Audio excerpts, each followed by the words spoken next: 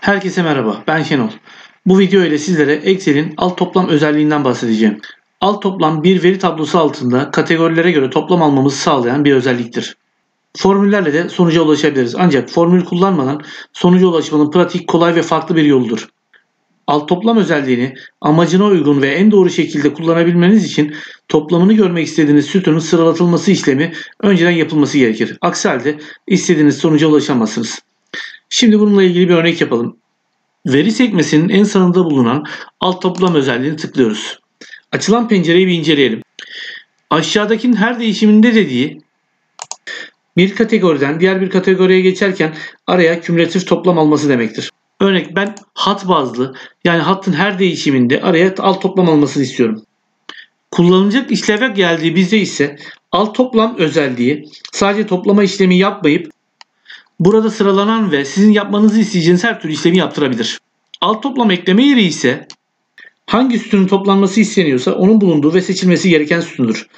Yani buradan anlaşılması gereken işlemin yapılacağı sütun rakamların bulunduğu sütun olmalı. Yani miktar sütunu. Buraya tamam diyoruz ve işleme bir bakıyoruz.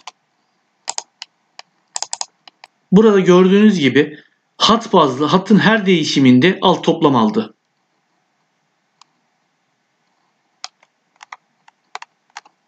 Ancak bir problem var. Gördüğünüz gibi montaj burada alt toplam alıyor ancak aşağıda bir daha alıyor. Çünkü az önce de söylediğim gibi sıralama işlemini yapmadık. Burada sıralama işleminin ne kadar önemli olduğu ortaya çıkıyor. Yan tarafa seviyelendirme düğmeleri eklendi. 1. Genel toplamı. 2. Genel toplamla birlikte ara toplamları. 3'ü tıkladığımızda ise tüm veriler gelir. Alt toplama alınan bir veri tablosunu eski haline getirmek için alt toplam özelliği tıklanır ve tümünü kaldır seçeneği tıklanır. Şimdi örneğimize bir de sıralatarak bakalım. Bunun için sırala, hat bazlı sırala diyorum. A'dan Z'ye tamam diyorum. Tekrar alt toplam diyorum. Hattın her değişiminde toplam al. Miktara göre ve tamam diyorum. 1. Genel toplam. 2. Ara toplam. 3. Tamamı. Şimdiye kadar yaptığımız örnekler tek koşula göre toplam almaktı. Ancak bu özellikle 2 veya daha fazla koşula göre işlem yapılabilir. Şimdi bununla ilgili bir örnek yapalım.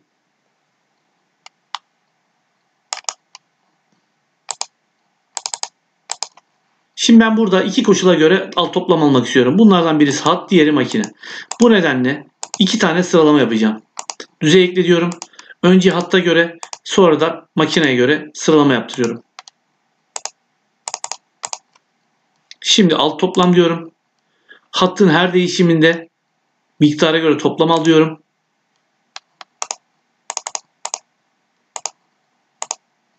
Evet. Şimdi de tekrar alt toplama tıklıyorum ve buradan da makineyi seçiyorum. Yine toplamını alıyorum miktara göre. Yalnız şurada geçerli alt toplamı değiştir seçeneğini kaldırıyorum. Ve değiştirmesini yani hatta göre yapılan toplamı değiştirmesini istemiyorum diyorum ve tamam diyorum. Şöyle bir bakalım. Şuradan bakalım.